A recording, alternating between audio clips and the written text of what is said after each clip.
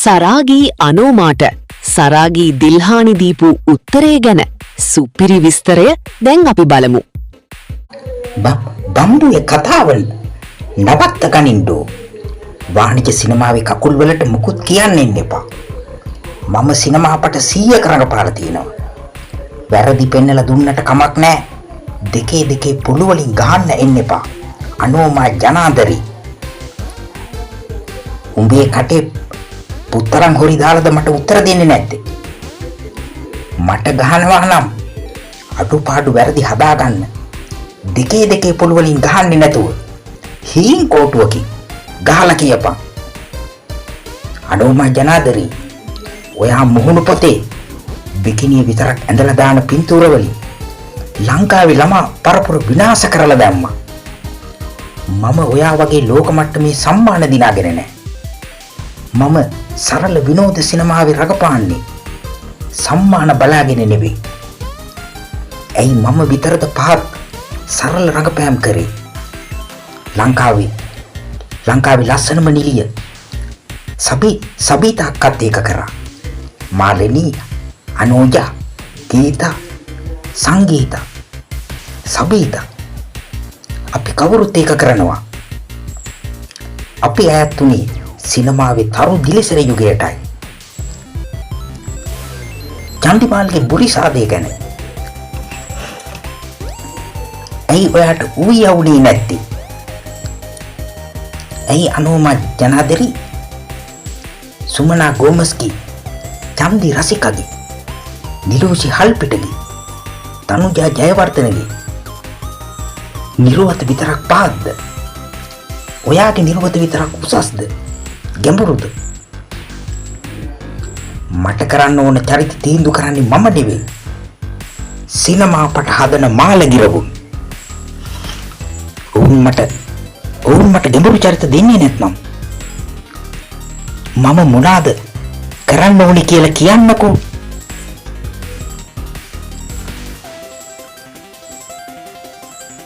වාණිජ සිනමාවේ කකුල් කරන්නේ ගැඹුරු රඟපෑමක් නෙවෙයි, ලස්සන රඟපෑමක්. ඔයාගේ රඟපෑමේ කුලියවත් ඔයාව හැරගිය සැමියා අශෝක හඳගම දුන්නේ නෑ.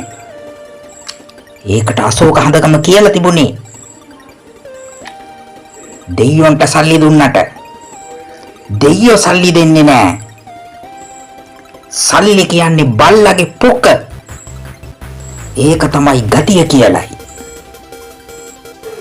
ලංකාවේ සරාගී සුරූපිනිය වන දිල්හානි ඒකනායක 1970 දී උපන් අතර දැන් ඒ අනුව ඇය අවුරුදු 57ක් වයස වන ඉතාම වැඩිහිටි කාන්තාවකි. දිල්හානි සිනමාලුවට එන්නේ දේදුන්නෙන් සමනලියක් සිනමා පටයෙන් 1991 දීය. තමාගේ මුල්ම සිනමා පටය වන දේදුන්නෙන් සමනලියක් සිනමා පටයෙන්ම දිල්හානි ඒකනායක සරසවි සම්මානයෙන් පිතුම් ලබන ලදී. වාණිජ සිනමා පට 103ක රඟපාන ලද මේ වැඩිහිටි සරාගිනිය පසුව සිනමාවේ වෙනස් අත්දැකීම් සොයා යමින් අශෝක හඳගමගේ මේ මගේ සඳයි සිනමාපටේ දෙමළ කතක් ලෙසද ඇය සම්මාන දිනපු සුදු කළු සහ අලු සිනමාපටේ ද රඟපෑවාය. 2005 දී දිල්හානි ඒකනායක හොඳම නිලිය ලෙස සරසවි සම්මානය සුදු කළු සහ අලු සිනමාපටය වෙනුවෙන් දිනුවාය. ගාමිණී සිනමාපටය වෙනුවෙන් දෙරණ හොඳම නිලිය සම්මානය ඇය 2012 දී දිනුවාය. දිල්හානි ඒකනායකගේ සුපිරි රඟපෑම් අතර 2017 ධර්ම යුද්ධය, 2011 ගාමිණී, 2008 ආකාශ කුසුම් වැනි සිනමා පටද දකින්නට ලැබී. දිල්හානි ඒකනායක සිය ආදරබර සැමියා වන ප්‍රියංකර පෙරේරා සහ දිල්මින් පුතා සමග දැන් ඉතාමත්ම සතුටින් ඉතාමත්ම සැපවත් ජීවිතයක් ගත කරමින් සිටි ප්‍රියංකර පෙරේරාගේ දැඩි අසනීප තත්ත්වය සුව කර ගැනීමට දිල්හානි ඒකනායක මේ දිනවල දැඩි වෙහෙසක් දරමින් සිටි.